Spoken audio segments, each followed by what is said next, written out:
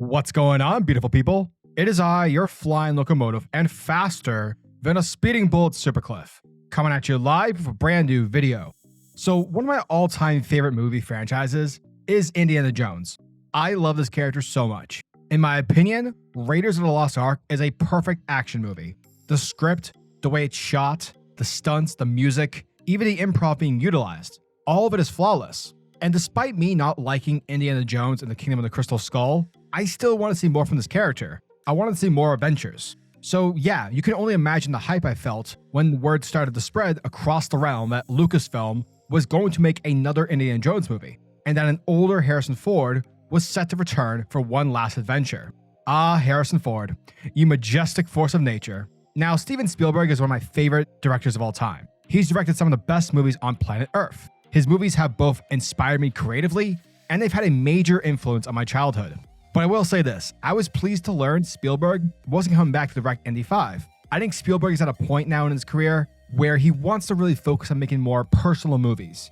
Films like The Fabelmans. So yeah, to put it plainly, my blood was rushing with loads of hype when JamesMangold, director of the remake 310 to Yuma, The Wolverine, Logan, Ford v Ferrari, was on board to direct this next installment. However, as the sun continued to rise and set, I couldn't help but feel a sense of worry when it came to Indiana Jones and the Dial of Destiny. And unfortunately, if the early reviews are said to be true, then my worry is warranted.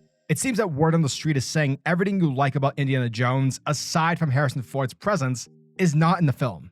It's not as dumb as Crystal Skull, but it's not as good as Temple of Doom or Last Crusade. Now, instead of me shitting on Dial of Destiny, coming off like some angry YouTuber, I want to talk about why Indiana Jones is amazing. And for this video, I'm going to use Raiders as the template. Thus, let's get into it. What makes a great Indiana Jones movie? What makes Indiana Jones such a beloved character is the fact he's just a regular guy. In Raiders of the Lost Ark, when we're first introduced to him, the way in which Spielberg handles the camera, Williamson's music sounding ominous, the stage is set and letting the audience know that this character you're seeing is a badass. For this is a man who's perfect, and is someone who can never get hurt. Wrong. After failing to retrieve the idol, we see him screaming, running through the jungle while being chased by Jovitos. Everything that could have gone wrong went wrong.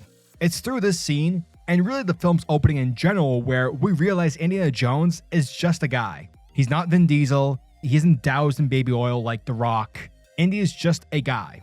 He's vulnerable, he's afraid of snakes, and whenever he isn't venturing around searching for lost treasure, he's an underpaid college professor. And let's not forget, Indy doesn't always win. Legit, throughout the entire movie, Indiana Jones gets his ass kicked. I mean, look at his face. That's real sweat. His hair is dirty, he's riddled with cuts and bruises. The man should be dead, but he isn't, because he's not willing to give up.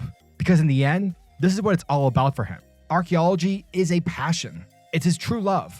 The one thing that makes him feel alive. Basically, the fighting, the stunts, everything about this movie feels and looks real. And because of it, we, the audience, are entrenched. We visually comprehend the scenes and the action. We're craving for a chance at adventure. And speaking of joy, not only is Indiana Jones a fantastic character whom we all love and want to root for, the supporting cast is great as well. We have the beautiful Marion Ravenhood. She's fantastic. Never are you annoyed with her presence. You know, a lot of the times when putting a romance in your film, it can sometimes come off forced and very, not needed. But here it's natural. You really get the sense that both Marion and Indy have history. Legit, you feel the love they have for each other, and it's great. The overly joyous Sala, and even the villains, they're great as well. Belloc, he's a douchebag. Lawrence Kasdan's script for Raiders of the Lost Ark is phenomenal. If you're a writer and you want to learn pacing, then check out the script. I highly recommend it. One thing which is quite obvious is the fact that every scene in Raiders is essential. There is no wasted screen time whatsoever, to the point where this movie can be considered a non-stop ride. Even the exposition scenes like the one where Indy and Marcus are talking with the US agents, Porkins. Yes, it's not an action scene per se, but the way it's handled is very exciting.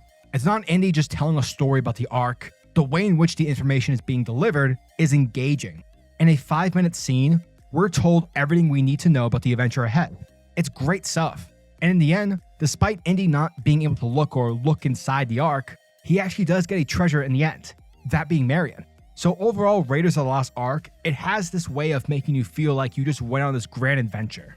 Now, mind you, I have not seen Dial of Destiny, For all I know, it could be amazing, but apparently it's not. And apparently, according to a lot of these reviews, the movie, a lot of the critics are saying that this movie relies too much on CGI. And that was my biggest fear going into this movie. And because of this, it gives the movie no personality.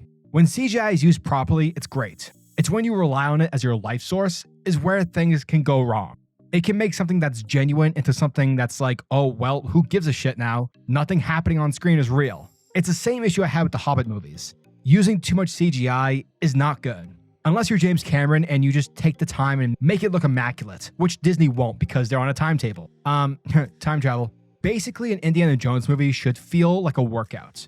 Yes, it was tiring, painful, and now you reek of sweat, but in the end, you got something out of it. In other words, less CGI, the better.